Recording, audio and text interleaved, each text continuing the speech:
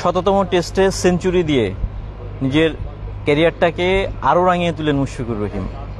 নানান আলোচনা, বাংলাদেশের একজন ক্রিকেটার শততম টেস্ট খেলবে, অনেক প্রশ্ন, অনেক কিছু থাকতে পারে, কিন্তু মুশফিক আসলে সব বাস্তব করেছেন। এ বিষয়ে আমরা কথা বলবো সহকর্মী শেখ সাদির সাথে।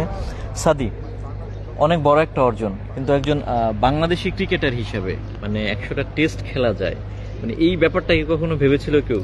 এটি আসলে গতকাল যে প্রথম দিনে খেলা শেষে মমিনুল হক সৌরভ যেটি কথা বলতেছিলেন যে তিনি একটা সময় ভেবেছিলেন যে ক্রিকেট থেকে হয়তো তার শেষ চলে আসছে, কিন্তু মুশফিকুর রহিমের শততম টেস্টের পরে তিনি কিন্তু আবার নতুন করে স্বপ্ন দেখা শুরু হয়েছে। এটি আসলে বাংলাদেশের ক্রিকেটের ইতিহাসে নতুন একটি ইতিহাস। একই সাথে বাংলাদেশ যেহেতু খুব বেশি একটা টেস্ট খেলার সুযোগ পায়নি, সেক্ষেত্রে মুশফিক দীর্ঘ 20 বছর জাতীয় দলে হয়ে খেলছেন, 20 বছর তার ফিটনেস ধরে রাখা, সেখানে বাংলাদেশ নাই, শুধু বিশ্বের অন্যতম একজন সেরা ক্রিকেটার হিসেবে মুশফিক ব্যতিক্রমী। কিন্তু সে প্রতিদিন রুটিন, তার ইতিহাস পড়ে তার জীবন দেখেন যে সে প্রতিদিন রুটিন মেপে সকালে ঘুম থেকে ওঠে, নির্ধারিত সময় রাতে ঘুমিয়ে যাওয়া, তারপরে নিচের ফিটনেস ধরে রাখা, খেলা থাক বা না থাক সে কন্টিনিউ নিয়মিত সময়ে ক্রিকেট খেলা, প্র্যাকটিস করা, অনুশীলন করা, সব কিছু মিলে তার এই শততম টেস্টে সেঞ্চুরি তার জন্য প্রাপ্য।